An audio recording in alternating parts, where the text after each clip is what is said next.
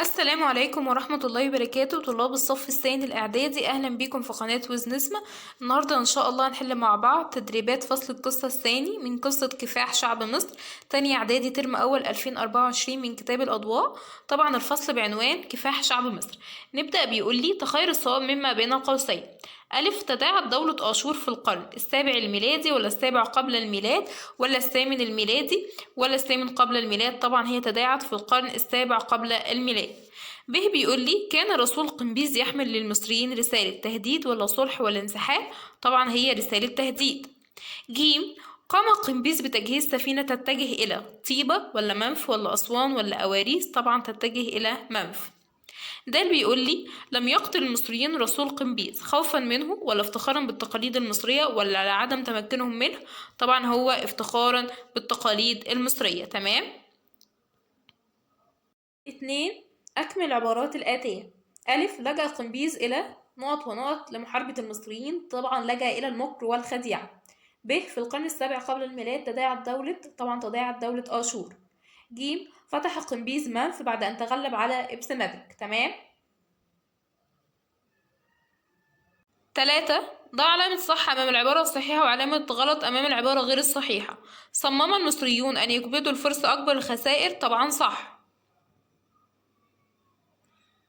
بعد كده به بيقول لي احتل الفرس مصر في القرن السابع الميلادي، طبعا غلط، السابع قبل الميلاد. ج، انتصر إبسماتك على قمبيز وطرده من منف، طبعا غلط، انتصر قمبيز على إبسماتك وطرده من منف. د، قضى المصريون على الفرس وحرروا البلاد منها، طبعا صح. من يكون دولة صارت الوريثة الشرعية لدولة آشور مكانها إيران حاليا؟ طبعا هي دولة الفرس. ب، كان يحلم بدخول مصر وجهز جيشا للهجوم عليها، طبعا هو قمبيز. ج، انتصر عليه قمبيز في مدينة منف، طبعا هو إبسماتك.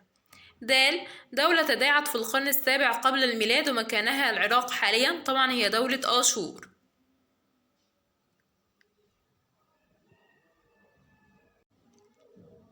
أجب عن الأسئلة الآتية. ألف، ماذا فعل قمبيز بعد استلام رسالة المصريين؟ طلب قمبيز رجاله وعرضوا عليه أحدهم أن يبعث رسول يطوف في البلاد ويتحدث باسم فرعون مصر، داعيا المصريين إلى وليمة دون سلاح ليبعد فكرة الحرب عن أذهانهم. بعد كده به بيقول لي جهز قمبيز سفينة، فإلى أين اتجهت وما موقف المصريين منها؟ اتجهت السفينة إلى منف، وموقف المصريين منها لم يقيموا لها وزنا وكانوا ينظرون إليها نظرات الحقد والسخرية.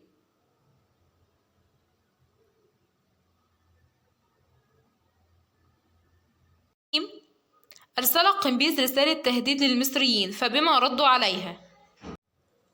هنقول زادت الرسالة المصريين حماسة ولم تضعفهم ورفضوا التسليم، وردوا عليها بأنهم بعثوا مع رسول قمبيز رسالة تهديد له.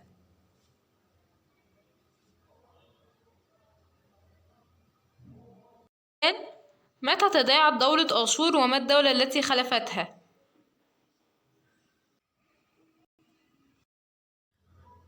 هنقول تداعت دولة آشور في القرن السابع قبل الميلاد، تداعت بمعنى انهارت، والدولة التي خلفتها هي دولة الفرس.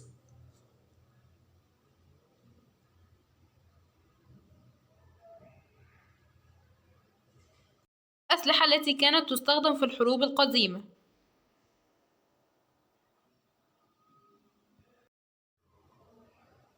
هنقول كده الأسلحة التي كانت تستخدم في الحروب قديما هي السيوف والرماح والعجلات الحربية، طبعا دي من أمثلتها في كتير.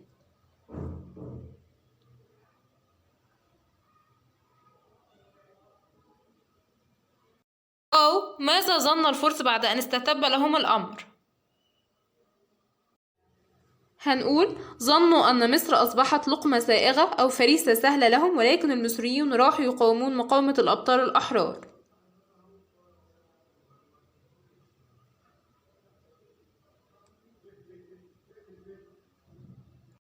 لي متى تم احتلال الفرس لمصر وما موقف الشعب المصري من ذلك؟ هنقول كده: في القرن السابع قبل الميلاد موقف الشعب، صمم الشعب المصري على الدفاع والاستماتة وإصابة الفرس بأكبر الخسائر.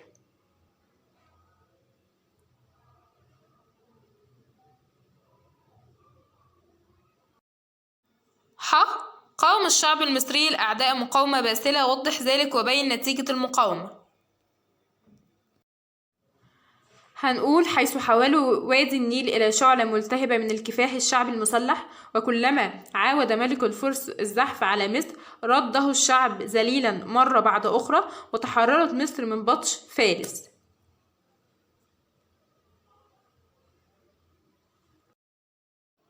بعد كده تدريب تراكمي على الفصلين الأول والتاني، بيقولي اختر إجابة صحيحة مما بين القوسين. طهر كاموس نقط من الهكسوس. طبعا طهر كاموس الصعيد من الهكسوس. تمام.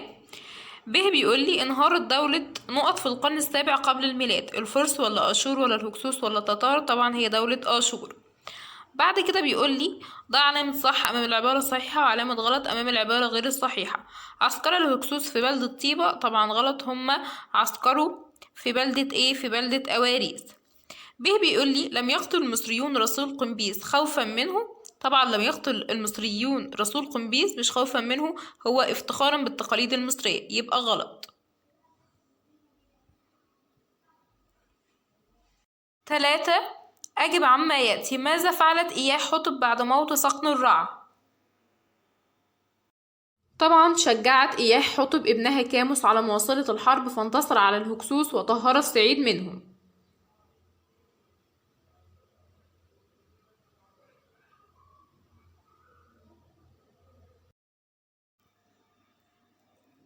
ب.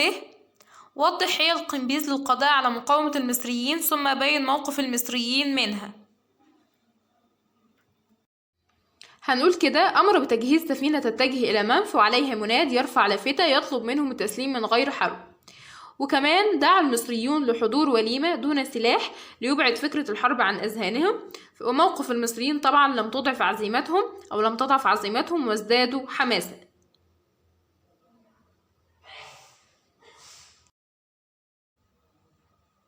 وبكده نكون خلصنا حل تدريبات فصل القصة الثاني اللي هو قصة كفاح شعب مصر، اللي بعنوان كفاح شعب مصر، من كتاب الأضواء، تاني إعدادي ترم أول 2024. اللي عنده أي سؤال وعنده أي استفسار يكتب لي في التعليقات، وأنا إن شاء الله هرد على الكومنتات. وكمان إن شاء الله ما تنسوش تدعمونا علشان إن شاء الله نحل مع بعض الفصول الجاية. ولو عايزين كمان نحل مع بعض الدروس، ما تنسوش اللايك والشير والاشتراك في القناة عشان يوصل لكم كل جديد. وكمان اللي حابب يحل الكتاب وتدريبات القصة السنة اللي فاتت موجودة برضو، أسئلة كويسة وكانت جاية في المحافظات، ممكن برضو تخشوا على القناة وتقدروا تشوفوها وتبقى زيادة معلومات ليكوا. تمام. احنا ان شاء الله هنبتدي مع بعض نحل الفصول الجاية، بس ما تنسوش اللايك والشير والاشتراك في القناة. والسلام عليكم ورحمة الله وبركاته.